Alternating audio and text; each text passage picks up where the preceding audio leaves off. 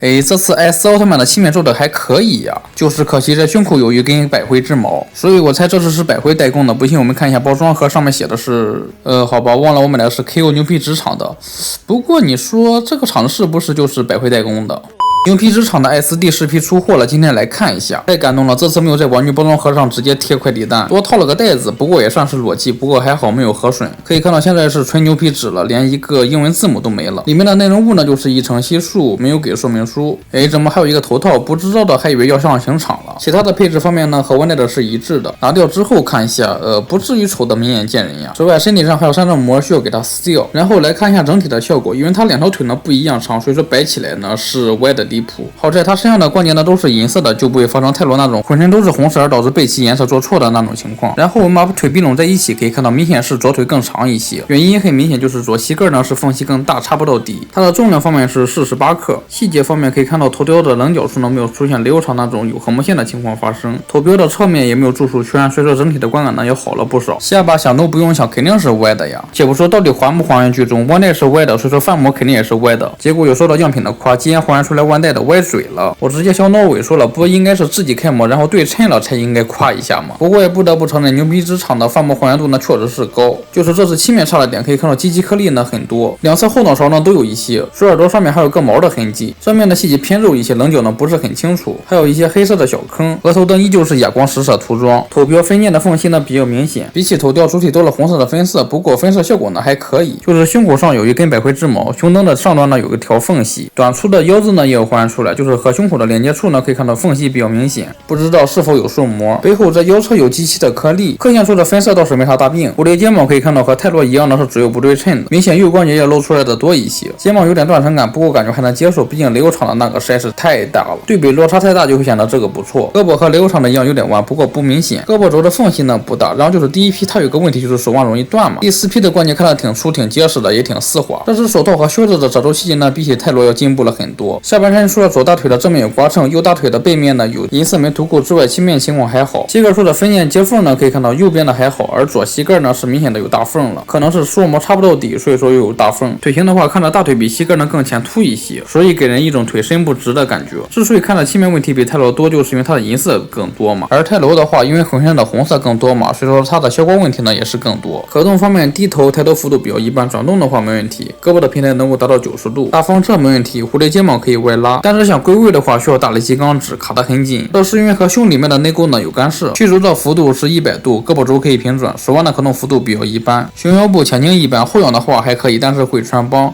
摆动的幅度挺大，转动的话偏小。腿部侧踢最多60度，超出的话就会脱出。前踢90度，后踢45度，大腿根可以平转，屈膝的幅度150度。脚腕的接地性不说，脚筋也有可动。一圈绑下来之后，除了肩膀和胯部可动比较生涩之外呢，就是它的右胳膊肘下端可动偏松，用关节加固笔点一下就行，问题不大。配件方面可以看到手型有4对不同的五指张开手，然后就是一对炮子手。至于手型的褶皱细节做着不错，而且呢都是不对称的。孔灯的发射呢挺不错。替换的话，上面有条缝也不好撬，需要用懒人胶呢给它粘下来。光线的话透明蓝挺漂亮，然后上面呢也是一个派的图案，不过颜色比较浅，看着不明显。大砍刀的话也是蓝的透明件，不过白色涂的太重了，所以说看着不明显，不会出现雷欧厂那种装上就会掉的情况，组合度刚刚好。修复方面可以看到这个蝴蝶睫毛会卡住，就是因为和上面的凹槽呢有干涉，所以建议把胸部给掰开之后把这里给切掉，或者和我一样大力金刚指满级的话用爱包容就行。百辉之矛没有好办法，只能是给它抠掉，然后补漆，不过补完之后呢还是能看到划痕的。长短腿的话就是给它泡一下开水，半分钟左右之后呢拿出来把关节拆掉，上下两端给它使劲扩一下孔，扩多了也没事，插不紧就用胶水给它粘住，这样的话大小腿碰到一起就说明是插到位了。好的，以上就是牛皮纸 S 奥特曼第4批的情况了，可以说是它对万代的还原程度呢有了80%以上，不过很可惜万代原版就做的不咋地，所以说 Q 范模呢也会不咋地。这一批问题主要是漆面太脏，其他地方还可以。